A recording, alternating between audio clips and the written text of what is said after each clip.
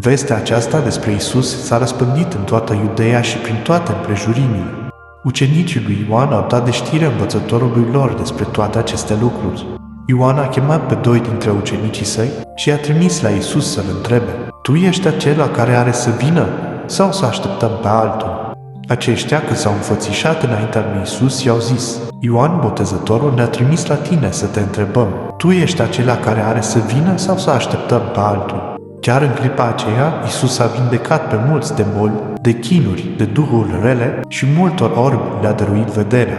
Și drept răspuns le-a zis: Duceți-vă de spuneți lui Ioan ce ați văzut și auzit. Orbii văd, șchiopii umblă, leproșii sunt curățați, surzii aud, morții învie și săracilor li se propovăduiește Evanghelia.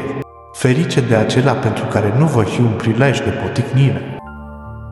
Doamne, atinge-ne cu vindecarea Ta, luminează inimile noastre, întărește-le și dă-ne pace.